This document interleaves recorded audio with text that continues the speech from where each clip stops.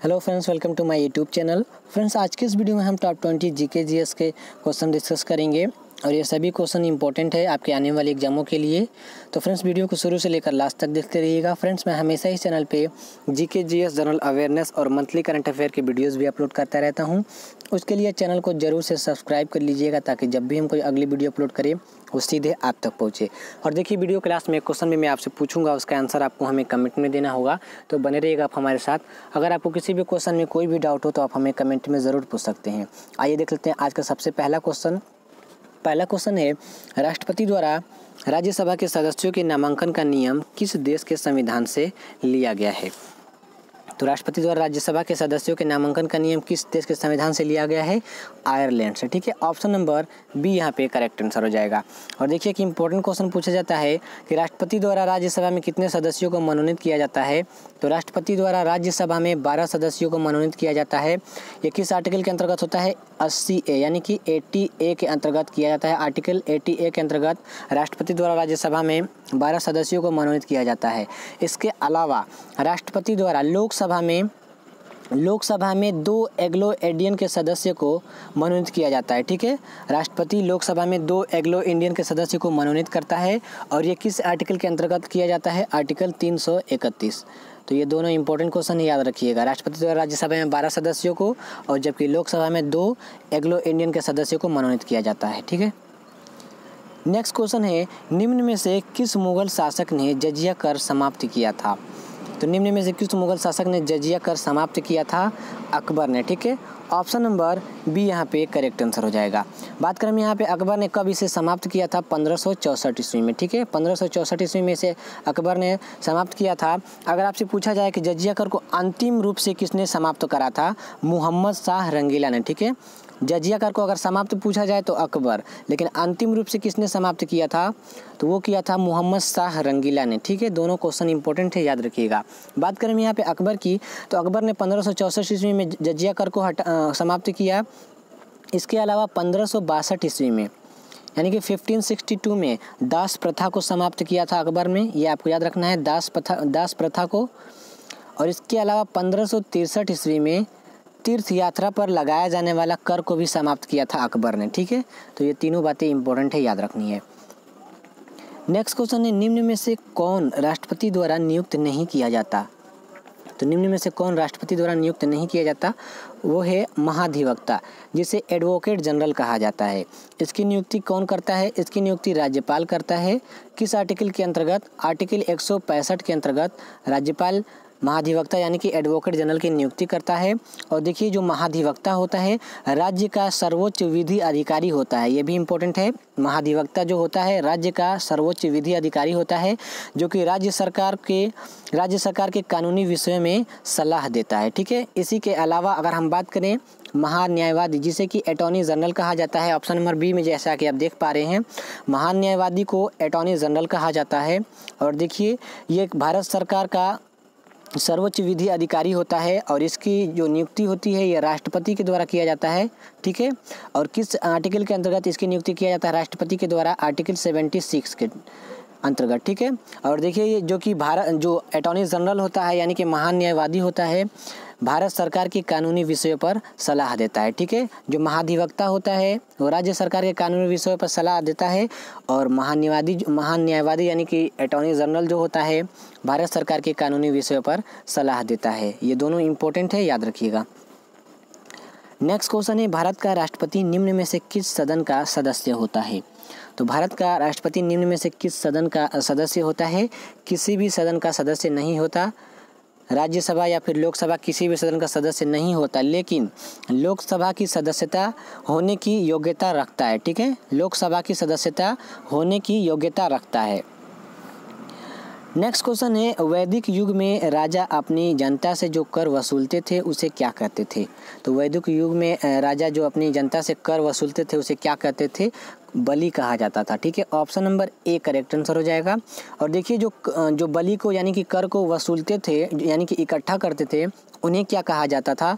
विदत कहा जाता था। जो कि बलि यानी कि कर को यानी टैक्स को वसूलते थे, उन्हें विदत कहा जाता था। ये दोनों इंपॉर्टेंट है। नेक्स्ट जो क्वेश्चन है, आज तक संसद की कितनी बार संयुक्त बैठक बुलाई गई? तो आज तक संसद की कितनी बार संयुक्त बैठक बुलाई गई है? 3 बार बुलाई गई है। ठीक है, option number B correct answer हो जाएगा। पहली बार कब बुलाई गई थी? पहली बार 1961 में बुलाई गई थी, जो कि दहेज विरोधी अधिनियम था, ये आपको याद रखनी है। दूसरी बार 1978 यानी कि 1978 में बुलाई गई थी, जो कि बैंकिंग सेवा आयोग विधेयक था। और तीसरी बार जो कि 2002 में बुलाई गई थी, जो कि आतंकवाद विरोधी विधेयक था। तो ये तीनों इंपॉर्टेंट है। अभी तक 3 संयुक्त बैठक बुलाई गई है। और बात करें यहाँ पे बैठक, ये बुलाता कौन है? तो बैठक बुलाता है राष्ट्रपति है। ठीक है, बैठक बुलाता राष्ट्रपति है आर्टिकल 108 के अंतर्गत। ठीक है, इसकी अध्यक्षता कौन करता है? इसकी अध्यक्षता करता है लोकसभा के अध्यक्ष। ठीक है, बुलाता तो राष्ट्रपति है आर्टिकल 108 के अंतर्गत, लेकिन इसकी अध्यक्षता लोकसभा का अध्यक्ष करता है, यानी कि लोकसभा अध्यक्ष करता है। तो ये सभी इंपॉर्टेंट है, याद रखना है। नेक्स्ट क्वेश्चन है, प्रथम बौद्ध परिषद कहाँ आयोजित की गई थी? तो प्रथम बौद्ध परिषद कहाँ आयोजित की गई थी? राजगृह में। ठीक है, option number C correct answer हो जाएगा। कब की गई थी? 483 ईसा पूर्व में। ठीक है, ईसा पूर्व 483 ईसा पूर्व में। और ये किसके शासनकाल में की गई थी? अजात शत्रु के शासनकाल में। ठीक है, नेक्स्ट जो क्वेश्चन है, हॉर्नबिल फेस्टिवल, जिसे त्योहारों का त्योहार भी कहा जाता है, किस राज्य में मनाया जाता है? तो हॉर्नबिल फेस्टिवल, जिसे त्योहारों का त्योहार कहा जाता है, किस राज्य में मनाया जाता है? नागालैंड में मनाया जाता है। ठीक है, option number B correct answer हो जाएगा। कब मनाया जाता है? दिसंबर के फर्स्ट वीक में। ठीक है, दिसंबर के पहले सप्ताह में मनाया जाता है। ठीक है, नेक्स्ट जो क्वेश्चन है, अशोक के शिलालेखों की लिपि क्या है? तो अशोक के शिलालेखों की लिपि क्या है? ब्राह्मी लिपि। ठीक है, option number B correct answer हो जाएगा। सर्वप्रथम अशोक के अभिलेख को किसने पढ़ा था, ये भी पूछा जाता है। तो सर्वप्रथम अशोक के अभिलेख को किसने पढ़ा था? जेम्स प्रिंसेप ने। ठीक है, जेम्स प्रिंसेप, जैसा कि आप सुन पा रहे हैं, जेम्स प्रिंसेप ने सर्वप्रथम अशोक के शिलालेख को पढ़ा था, जो कि ब्राह्मी लिपि में थी। नेक्स्ट क्वेश्चन है, नामदफा राष्ट्रीय उद्यान किस राज्य में स्थित है? इंपॉर्टेंट क्वेश्चन है, नामदफा राष्ट्रीय उद्यान किस राज्य में स्थित है? अरुणाचल प्रदेश में। ठीक है, option number A correct answer हो जाएगा। नेक्स्ट क्वेश्चन है, अल्फा केराटिन एक प्रोटीन है जो पाया जाता है, मोस्ट इंपॉर्टेंट क्वेश्चन है, अल्फा केराटिन एक प्रोटीन है जो पाया जाता है, ये त्वचा में पाया जाता है। ठीक है, option number B correct answer हो जाएगा। नेक्स्ट जो क्वेश्चन है, खट्टे स्वाद के लिए कोशिका जिह्वा के किस भाग में होती है? तो खट्टे स्वाद के लिए कोशिका जिह्वा यानी कि जीभ के किस भाग में होती है? पार्श्व भाग में। ठीक है, option number D correct answer हो जाएगा। इंपॉर्टेंट है, याद रखिएगा। नेक्स्ट जो क्वेश्चन है, अजंता एवं एलोरा की गुफाएं कहाँ स्थित है? तो अजंता एवं एलोरा की गुफाएं कहाँ स्थित है? महाराष्ट्र में। Option number B correct answer हो जाएगा। नेक्स्ट क्वेश्चन है, चीनी यात्री फाहियान किसके शासनकाल में भारत आया था? तो चीनी यात्री फाहियान किसके शासनकाल में भारत आया था? चंद्रगुप्त विक्रमादित्य। ठीक है, option number C correct answer हो जाएगा। चीनी यात्री जिसका नाम है फाहियान, चंद्रगुप्त विक्रमादित्य के शासनकाल में आया था। और इसी से संबंधित एक और इम्पोर्टेंट क्वेश्चन पूछा जाता है, हुएन सांग का आपने नाम सुना होगा, ये भी एक यात्री था। तो हुएन सांग जो कि यात्री था, किसके शासनकाल में आया था? तो हुएन सांग हर्षवर्धन के शासनकाल में आया था। दोनों इंपॉर्टेंट है, फाहियान चंद्रगुप्त विक्रमादित्य के शासनकाल में, जबकि हुएन सांग हर्षवर्धन के शासनकाल में आया था। नेक्स्ट क्वेश्चन है, सर्वोच्च न्यायालय के न्यायाधीशों का चुनाव किस प्रकार होता है? तो सर्वोच्च न्यायालय के न्यायाधीशों का चुनाव किस प्रकार होता है? मुख्य न्यायाधीश की सलाह पर राष्ट्रपति द्वारा। ठीक है, option number D correct answer हो जाएगा। सर्वोच्च न्यायालय यानी कि सुप्रीम कोर्ट के न्यायाधीशों का चुनाव किस प्रकार होता है? मुख्य न्यायाधीश की सलाह पर राष्ट्रपति द्वारा। नेक्स्ट क्वेश्चन है, संविधान के किस अनुच्छेद के अंतर्गत कोई भी व्यक्ति मूलभूत अधिकारों के हनन का मामला सीधे उच्च न्यायालय यानी कि हाई कोर्ट में उठा सकता है? तो किस अनुच्छेद के अंतर्गत? ऑप्शन नंबर ए यहाँ पे करेक्ट आंसर हो जाएगा। और ये जो आर्टिकल 32 है, ये मानव के मूल अधिकारों की रक्षा करता है। इंपॉर्टेंट क्वेश्चन है, याद रखना है। नेक्स्ट क्वेश्चन है, दिल्ली के किस सुल्तान की मृत्यु चौगान खेलते समय हुई थी? तो दिल्ली के किस सुल्तान की मृत्यु चौगान खेलते समय हुई थी? घोड़े से गिरकर हो गई थी। कुतुबुद्दीन ऐबक की, ठीक है। ऑप्शन नंबर बी यहाँ पे करेक्ट आंसर हो जाएगा। मृत्यु चौगान खेलते समय घोड़े से गिरकर हुई थी, कुतुबुद्दीन ऐबक की, ठीक है। नेक्स्ट क्वेश्चन है निम्न में से कौन सा मूल अधिकार केवल भारत के नागरिकों के लिए है? तो कौन सा मूल अधिकार केवल भारत के नागरिकों के लिए है? अभिव्यक्ति का अधिकार, ठीक है। Option number C correct answer हो जाएगा। ये किस आर्टिकल के अंतर्गत है? आर्टिकल 19 के अंतर्गत।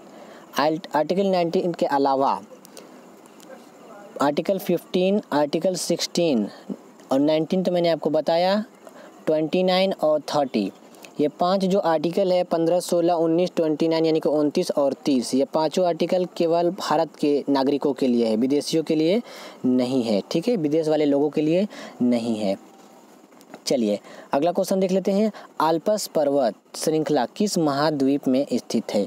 तो आल्प्स पर्वत श्रृंखला किस महाद्वीप में स्थित है?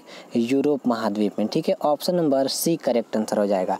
इसके अलावा उत्तरी अमेरिका महाद्वीप में कौन सा पर्वत श्रृंखला है? उत्तरी अमेरिका में रॉकी पर्वत श्रृंखला है, जैसा कि आप सुन पा रहे हैं, रॉकी पर्वत श्रृंखला उत्तरी अमेरिका में है।